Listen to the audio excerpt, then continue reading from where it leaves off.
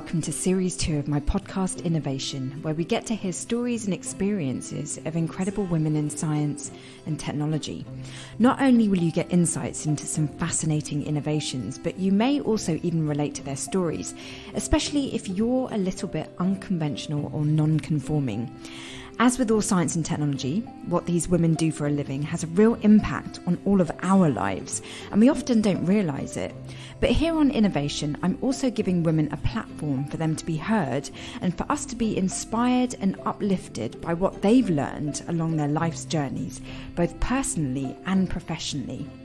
This week I talked to Tillie, who's an engineering cadet on board Agulhas. The SA Agulhas 2 is a South African ice-breaking polar supply and research ship that's owned by the Department of Environmental Affairs, and it was built in 2012. And the whole purpose of this ship was to go on an expedition for the Falklands Maritime Heritage Trust to try and find the wreckage of Sir Ernest Shackleton's ship Endurance, which lay at a depth of 11,000 feet, that's 3,400 metres beneath the surface on the floor of the Weddell Sea.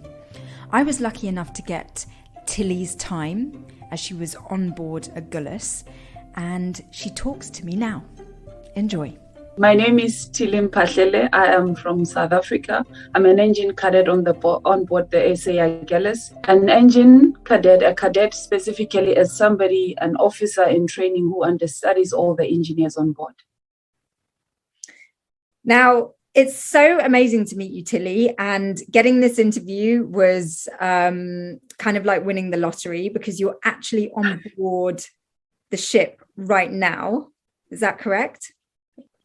Yes, I am on board the ship as we speak. I'm actually in my cabin as we do this interview. It's so incredible because this ship is really special because you had Dan Snow on board and you were doing an amazing mission. Can you tell me a little bit about what you were doing? We were looking for the Endurance that was lost 107 years ago, if I'm not mistaken. So we went to the Weddell Sea to look for it, and we found it. It was very. I don't know how to explain the feeling being part of history like that, but it was very great. It was very nice. So, as an engineering cadet, did you ever think that you would be involved in a project like this? No, because when I started studying mechanical. I never thought of my life out at sea. So only when I was done with mechanical, then this opportunity to work at sea came about, and then that's when I took it. But I never actually thought I would be part of something this big, let alone go to Antarctica or go over the borders of South Africa. It was never something I thought of growing up. So it always sounds like it's not real, feels surreal or some kind of thing. But then I think I'm getting the hang of it now. I mean, to be honest, it's really unusual to see a woman in mechanical engineering. Like, let's just stop there. I mean, you're very rare. So how come you decided to go into engineering in the first place? Like, take me through a quick summary of how you ended up becoming an engineering cadet. So if we go a little bit back, when I grew up, I was, my little sister is like 10 years younger than me. So I was always just not the only child, but I had a brother, but he stayed with my grandmother. So every time my father used to work on things, and then I felt he's getting tired and stuff like that. So I would always up and go and help him. If he starts doing something, working on the car, and then I'll always be there to help him. But in that time, I never really thought of me falling in love with doing the mechanical work or all the handiwork that he used to do. It was just me thinking, oh no, daddy's going to get too tired. Let me just help him. If I help him a bit, he won't be too tired. Then when I was done with my matric, that's when I decided, let me study electrical. Actually, I wanted to do electrical engineering, but for some reason they put me in mechanical, and I was like, let me go with it. Then I fell in love. That's when I loved mechanical right then. But I knew as I went further and further into my studies that I do not want to sit in an office and be a designer. I want to be on the maintenance side because I've always been hands-on even at home. So that's why then I went the marine route, to be on board a ship instead than to be in an office designing and doing stuff like that. Have you ever felt that you are unusual as a female mechanical engineer? Yeah, come to think of it, it was, when we first entered the classroom and there was just a lot of boys and a few girls. It was always just been, the ratio has always just been not balanced. It'll be 5 girls and 20 boys. It was just, yeah, it felt like, are we in the place where we should be or we shouldn't be here? And also when I'm at home, I usually work at the workshop with my cousin. So when I'm there most of the time, that's when now I saw, oh, okay. Then I realized that sometimes they would feel like you need strength to do a certain things. When you're taking apart a car or an engine, then they would come as if you're too weak, you don't have the strength to do that or the things to do, then you would feel like, oh, maybe I need to back up or maybe I need to, but yeah, in some places you do feel like that. But other than that, I do love this. I love fixing things. I love to start something, fix it and see it work. And then, yeah. So some girls here in the UK, I don't know globally whether this is true, but a lot of girls are really intimidated by needing to be good at maths and physics in order to go into engineering. Was that the case for you? No. I'm not, I wasn't really, intimidated. And also because for me, when I was doing matric, I didn't plan on being an engineer. So I just went to do my physics and my maths. I knew I didn't want to be in medicine or anything, but I didn't know where specifically I wanted to find myself. So I knew I had to be good in physics and maths, or work a little more than the others because I take time to understand things. But I knew I had to work in order to get into any place I would want to get when I get to a point where I know where I want to be. Because I didn't always know, but I knew I had to put on the work. And yeah, but maths it can be a challenge. It was a challenge for me. As a result, I had to put more time into it and ask questions and ask my classmates, ask the fellow learners, ask teachers and everybody else. What job do most girls do in South Africa? I'm not. If I go back into medicine, if I go to a hospital, that's where I find most girls. That's where I find a lot of nurses, doctors being females, a lot of them. And yeah, numbers of males are very few. Males are few in those places. So I think in the medical departments, that's where I would find a lot of girls. I haven't been in most places, but I've been to the hospital and I saw a lot of nurses being females. So what was it about engineering that you thought, yeah, this is much better for me?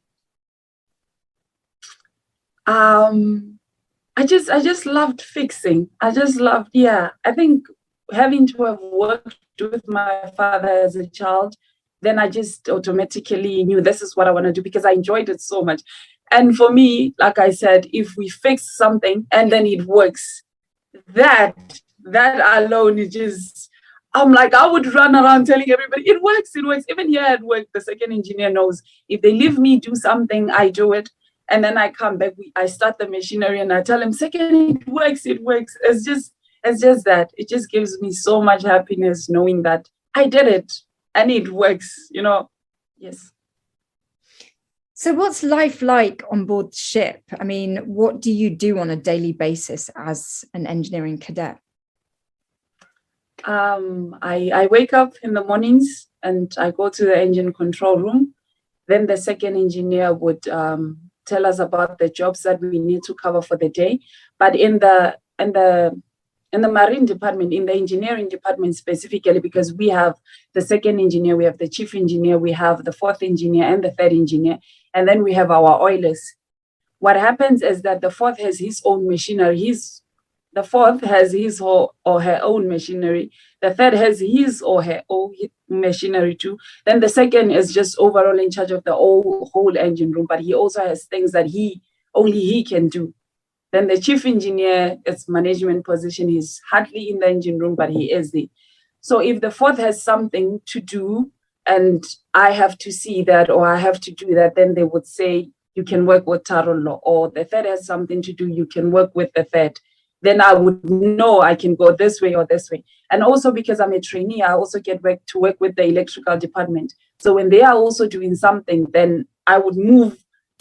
Yeah, sometimes I feel like I would be everywhere and anywhere because it's always interesting when they're doing things, but I cannot. So I have to be in a specific place to learn certain something. And maybe tomorrow I'll be with the fourth engineer and we do the fourth's work. The following day I'm with the third, but most of my time I spend with the fourth engineer because after I do my oral exam, I'll have to be a fourth engineer. So I have to know more of his line of job than everybody else's, but they exposing me to everything else. And like literally, what are you doing? Are you like turning Fixing dials and yeah, using spanners? But for being a cadet, it's interesting for a cadet because you can, if they lock out something, if you have to work on something and they have to isolate, you can start with the electrical department, they isolate, and you still stay with the mechanical department and work on that mechanically. So you get to be exposed to everything. That's what makes it more interesting. It sounds really fun. It is really fun. I don't want to lie. And you know how, I'm sorry. You know how I did the theory of mechanical, and there are things that we design in mechanical, but we never, because mechanical can be a bit more on the design side. Then now I come and I see that thing. Oh, yes. When we're designing evaporators, the outside temperature, the outlet temperature should be this, the inlet should be that. And for me, when I bring that mechanical knowledge with the marine one, then I can say, this is not working how it should because the pressure has dropped. What would cause the pressure to drop in a cycle? Then I know what equipment or what component works with the pressure. Then I would specifically go to that one. So when I merge the mechanical and the marine together, then it becomes very, very interesting because I can sit with my system and look at it, and I can also go there to be hands-on on it. I can't, yeah. How did you get a job like this? Like, did you actually apply for it and pursue it? Yes, I did apply. I remember when I was just, because I had a hard time with design. I'm not going to stop mentioning design. It gave me a hard time in university. I'm sorry. So when I had a hard time with design and I was left with only applied strength and design to finish my theory modules, I was at home at that time and working at the mechanical workshop also at that time. And I see an email, I'm there working, then an email comes through, says you want life at sea. And I'm thinking, what happens at sea? Because, I'm from inland, I'm not a coastal child. So the sea is very far from where I'm from. Then I was like, you know what, I'm going to apply. I applied, we went to Samtra, the company that recruited us as Samtra is an NPO, South African Maritime Training Academy. So we went there, they brought us to Cape Town, Simonstown. We did our training, they gave us introduction, told us more about marine, being at sea and what it entails and all of those things. At first I said, I'm going to give it a go because they told us it's not an easy place to be at, being away from home and, Then I said, I'm going to give it a go. I stayed, I integrated into marine. I went to do my workshops where we learned basic skills that we would need when we were on board, welding, electricity, how to use hand tools, how to machine and stuff like that. Because as a marine engineer on board, you do everything. If the ship is stuck at sea, you have to be able to do everything to get it back to port. So if you have to weld, you will have to weld. Hence why we do the workshops. Then after that, and I just carried on with it. Then this was my first contract. This is still my first contract at sea as a cadet. I remember when I first came here, before I came here, I was supposed to go to another ship, which was sailing in Europe, but I was in isolation, yet I tested positive for COVID. But being a believer at that time, I thought God can close another door and open another. Little did I know I was going to start in dry dock. So when I first started my first contract, I got on a ship and it goes to dry dock. I see it when it's outside the water. I see the thrusters, the bow thrusters, the propellers, the anchors, everything. I remember it was so overwhelming because I couldn't sit down. They would call me, go and see this.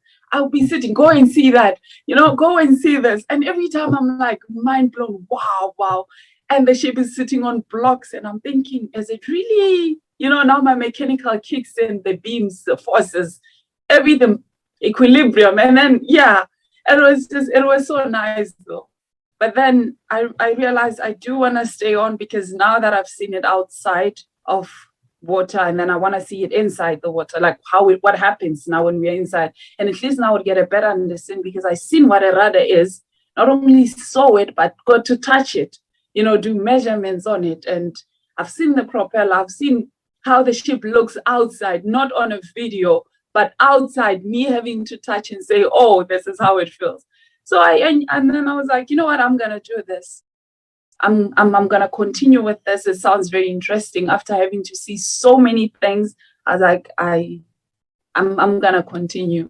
I'm not gonna let this one go. I'm just gonna take it on. And that's how I made the decision finally at last. I mean, engineering wise, it sounds so cool. But what is life like? Like, are you always at sea then? Yes, I think I would say that. But for now, we are in port in Cape Town.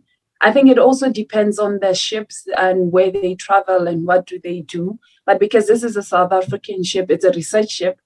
It goes to Antarctic and then comes back to Cape Town and goes somewhere else and then back to Cape Town. But most of the time we spend at sea. When we went to Antarctica for the first time, it was 2 months at sea. And then we came back to port and then we went back for the Weddell Sea. And now we are back and we're going to go back somewhere else. We're going to go to somewhere else after this.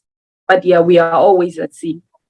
It's not easy. Emotional wise, it's really not easy because you get to miss home. You cannot just, after you knock off from work, you can walk home and talk to family, talk to your loved ones and, get a hug, get something to give you comfort if you've had a hard day. But here, if you had a hard day, you still go back to your cabin and you just with yourself, basically, even though you have colleagues and all, but all in all, it boils down to just you having yourself and your faith if you're a believer. As I'm a believer, I have my faith. When I wake up, I would pray and say, Lord, whatever I get to face today, I know you went before me.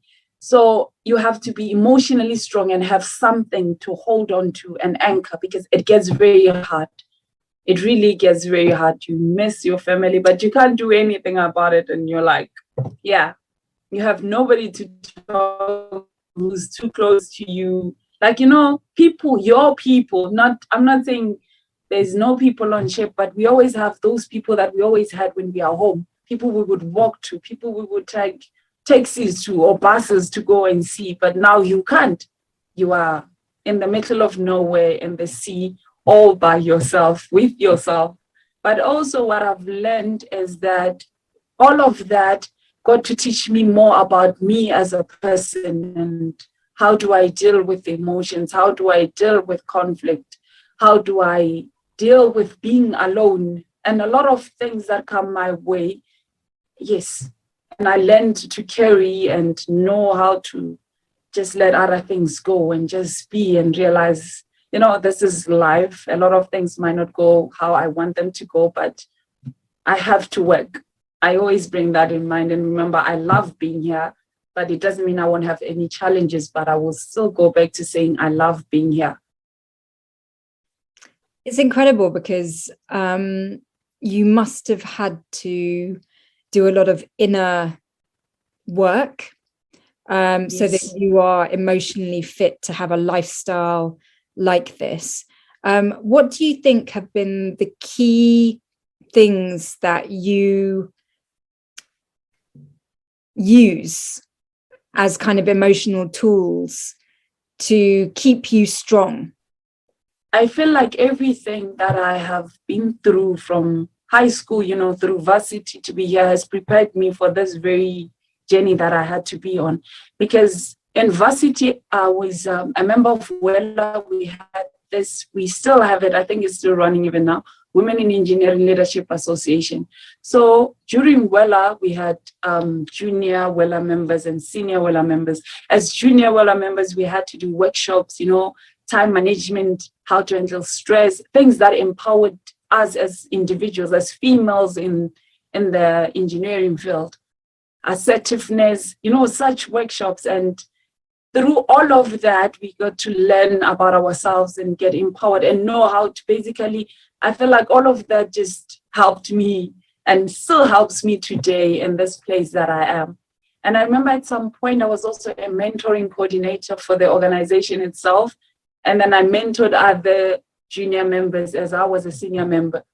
So it was just through all of that, through different interactions and hearing stories of other people, I feel like in some way just got me to this point that I am emotionally, how to, a lot of things happened through varsity. And I also was a mentoring coordinator for another bursary scheme for first years from different engineering fields, and not only girls, but with boys also. And, all of those interactions, all of those people who were part of my life through varsity, their stories have just made me a wiser child, I should say.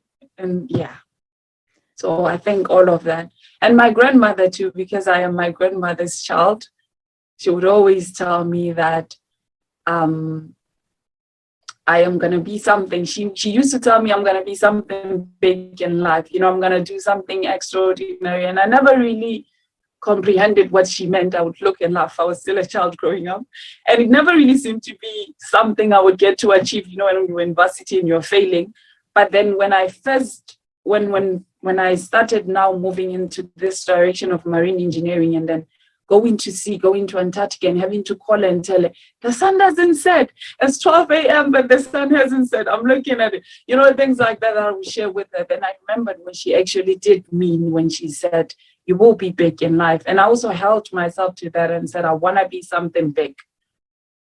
So I think it's just that. It's just all of those few things. I hope I've answered the questions, but I think it's just all of those things. The people I've met along the way on my journey and the people I'm still meeting today.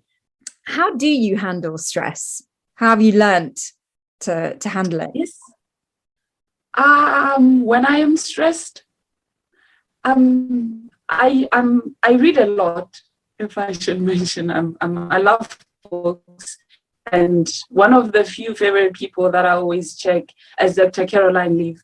So every time I would read things she would post on social media, then I became aware of a lot of things, how to deal with emotions. There's also one thing that I've seen in particular when she mentioned, I'm forgetting it, but it was speaking about emotions, how you have to sit with your emotions and they are not facts. And then you have to say, yes, I understand, I feel angry, but is that, take the emotion away and think, is that really how I should be feeling? Does it mean I'm not loved? Maybe because sometimes when we feel a certain way, then we equate that to being loved or being worthy and all of those things. But if you can take the emotion away, then who am I? Is that true? Is that fact? And then, then I just learn to sit with my emotions, basically. That's all I do. And I would know that just because I feel this way, it doesn't mean this is the truth. That's how I learn to deal with stress and frustration. That's what I do each and every single day. I always remind myself, remember, feelings can be interpreted and what is interpreted can be wrong. It's not always fact. You have to communicate certain things to know for sure and not just come to a conclusion. So I learned to sit with them. I would put them there and say, I understand, Tillie, you are mad, but what are you mad for? And then question it, not saying I don't want to feel, I will feel, I'm a feely child, I'm a very emotional being.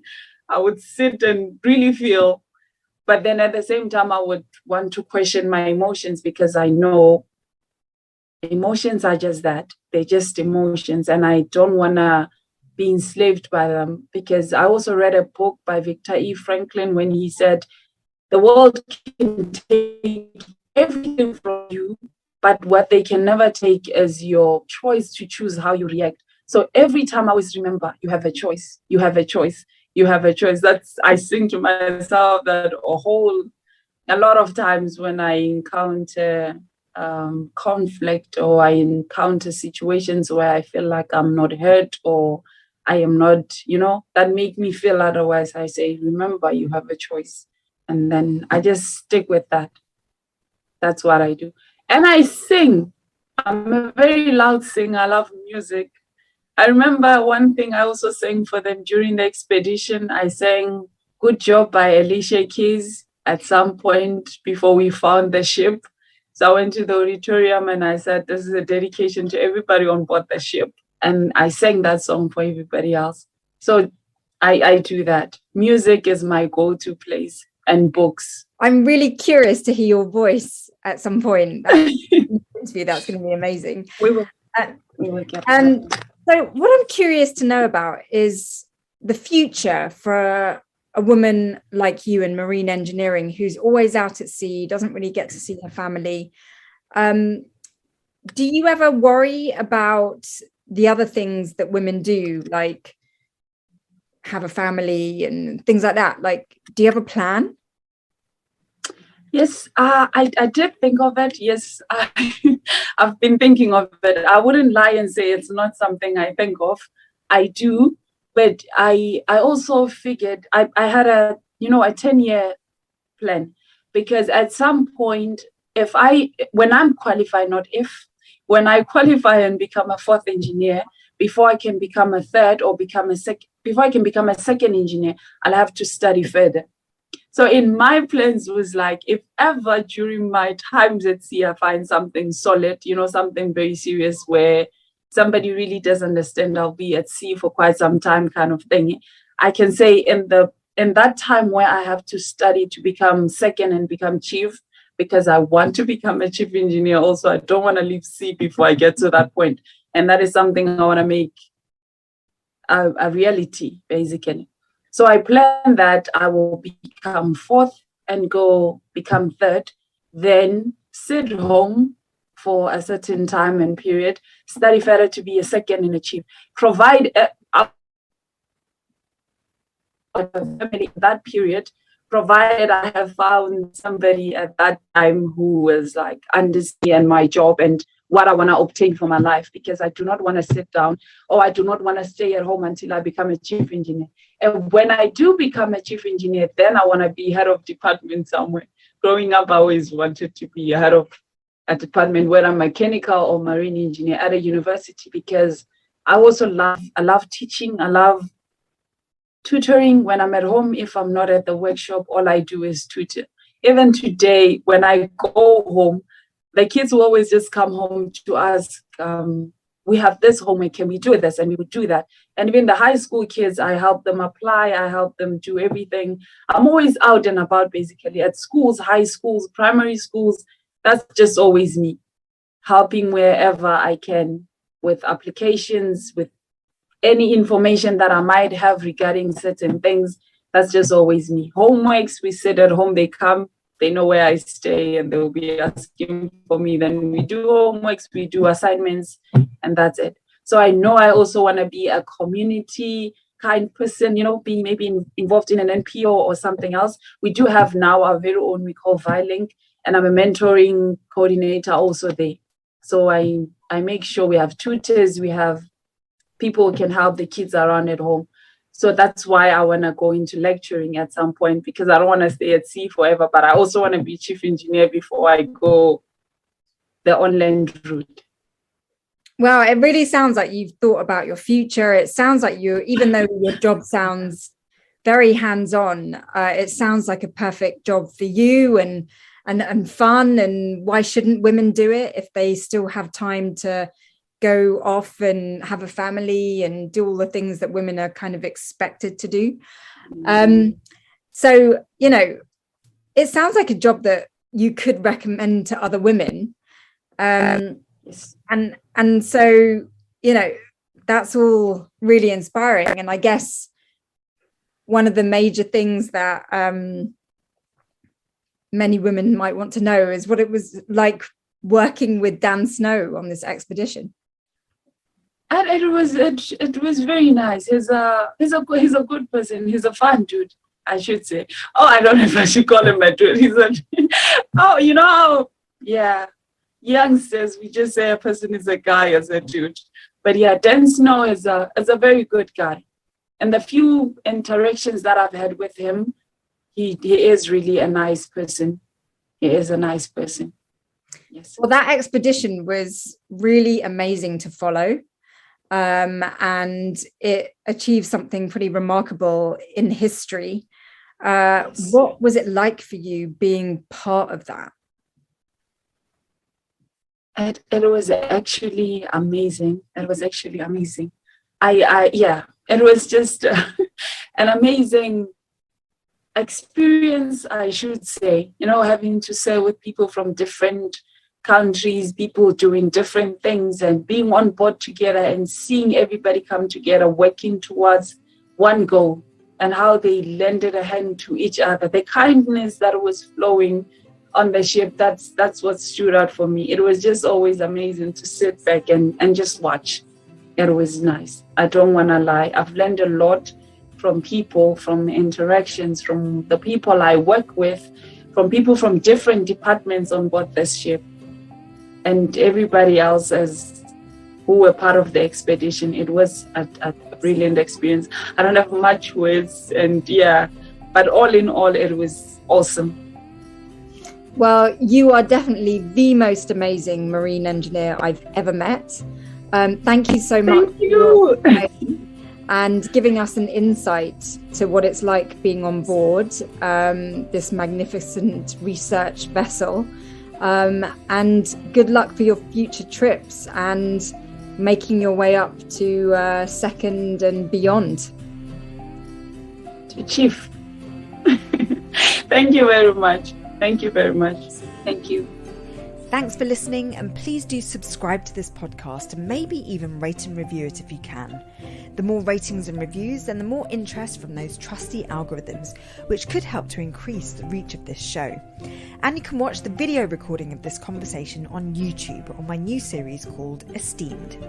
It's all about self-discovery, self-evolution, and inclusivity on innovation. Let's all strive to be in the best versions of ourselves and celebrate others being themselves too. As always, be kind and loving, and I wish you all a great week.